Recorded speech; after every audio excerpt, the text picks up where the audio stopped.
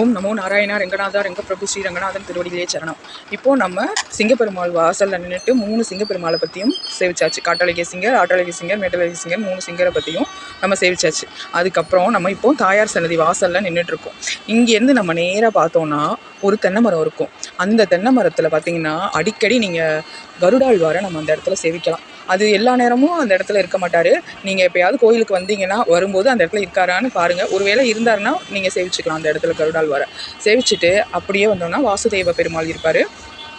அவரையும் சேவிச்சுட்டு கீழே இறங்கி பரமபத வாசலுக்கு நேராக வந்தீங்கன்னா ரைட் ஹேண்ட் சைடு நம்மளுக்கு தன்வந்திரி சைடு சன்னதி, லெஃப்ட் ஹேண்ட் சைடு சந்திர புஷ்கரணி இருக்கும்.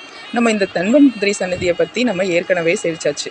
ஆனாலும் அதில் ஒரு விஷயம் உங்களுக்கு சொல்ல மறந்துட்டேன். இந்த தன்வந்திரி சன்னதி ஏன் இந்த இடத்துல இருக்குது அப்படின்னு கட்டினாங்கன்றதுக்கு மூல காரணமே பார்த்திங்கன்னா, ஒரு தடவை ராமானுஜர் பெருமாள் சேவிக்க வரும்போது பார்த்திங்கன்னா பெருமாள் முகம் ரொம்ப சோர்வாக இருந்த மாதிரி இருந்துதான். உடனே பட்டர் சுவாமியை கூப்பிட்டு, நேற்று ராத்திரி பெருமாளுக்கு என்ன சாப்பாடு நைவேத்தியம் பண்ணீங்க அப்படின்னு கேட்டிருக்காரு. தயிர் சாதமும் நவாப்பழமும் நாங்கள் பெருமாளுக்கு நைவேத்தியம் பண்ணோம் அப்படின்னு சொல்லியிருக்காங்க. அடடா, இது ரெண்டுமே சேர்ந்து பண்ணக்கூடாதே, இது ரெண்டும் சேர்ந்து பண்ணால் சளி பிடிச்சி காய்ச்சல் வந்துருமே, பெருமாளுக்கு அப்போ காய்ச்சல் வந்துருச்சு போல், அதனால தான் அவர் சோர்வாக இருக்கார் அப்படின்னு சொல்லி அவரோட சிஷ்யர் கருட வாகன பண்டிதர்னு பேர். அவர் பேர்.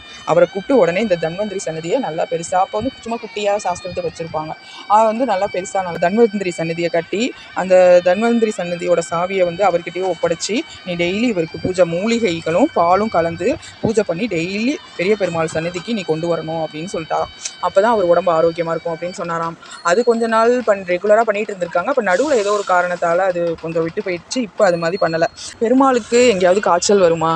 ஆனால் அளவுக்கு மீறி ஒரு அன்பு பிரீத்தி இருக்கவங்களுக்கு அவர் டெய்லி பெருமாளை பார்த்துட்டே இருக்காங்க இல்லையா, அதனால் அவங்களுக்கு இப்படிலாம் தோணுது.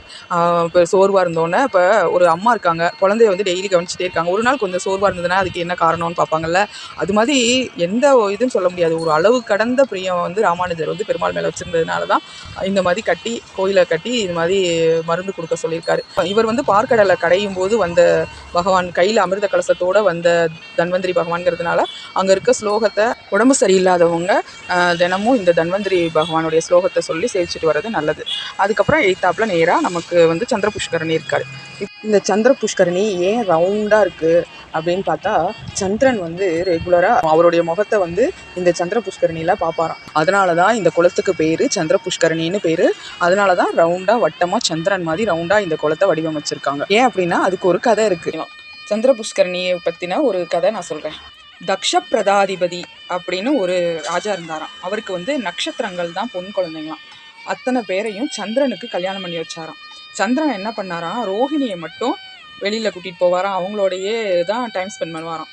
அப்போ மற்ற நட்சத்திரங்கள்லாம் போய் அப்பா கிட்ட போய் கம்ப்ளைண்ட் பண்ணிட்டாங்களாம். இது மாதிரி ரோஹிணி கூட தான் அவர் ரொம்ப அன்பாக இருக்கார், எங்ககிட்டலாம் அவர் பேசுகிறதில்ல, எங்கள் கூடலாம் எங்கேயும் வெளில போகிறதில்ல அப்படி இப்படின்னு போய் கம்ப்ளைண்ட் பண்ணிட்டாங்களாம். உடனே அவர் சந்திரன்கிட்ட நீ செய்கிறது முறை கிடையாது அப்படின்னு சொன்னோன்னா அவர் இதை பெருசாக கண்டுக்கவே இல்லையாம். உடனே அந்த தக்ஷ பிரதாதிபதி இருக்கார்ல, அவர் ஒரு சாபம் கொடுத்துட்டாராம். நீ அழகாக இருக்கிறதுனால தான் உனக்கு இவ்வளோ தலக்கணம் வந்துருச்சு, அதனால நீ தேஞ்சு போவ அப்படின்னு சாபம் கொடுத்துட்டாராம். சந்திரன் என்ன பண்ணாராம், பெருமாள் கிட்ட வரம் கேட்டாராம். உடனே பெருமாள் இந்த ரவுண்டாக இருக்குல்ல, காவேரிக்கும் கொள்ளிடத்துக்கும் நடுவில் உள்ள புஷ்கரணியில் உன்னோட முகம் படும்போது பிரகாசமாயிரும் அப்படின்னு அவருக்கு பாதி நாள் முகம் பிரகாசமாக இருக்க மாதிரி மீதி நாள் தேயிற மாதிரி பெருமாள் வரம் கொடுத்துருக்காராம். அதனால் இந்த விசேஷமான சந்திர புஷ்கரணியை கண்டிப்பாக சேவிக்கணும். எல்லாரும் சேவிச்சுட்டு அப்படியே பக்கத்தில் இருக்க கோதண்டராமரை சேவிக்கணும். மற்ற சந்நிதிகளை பற்றி அடுத்த பதிவில் பார்க்கலாம். ஓம் நமோ நாராயணா ரெங்கநாதா ரெங்கப்பிரபு ஸ்ரீ ரங்கநாதன் திருவடிகளே சரணம்.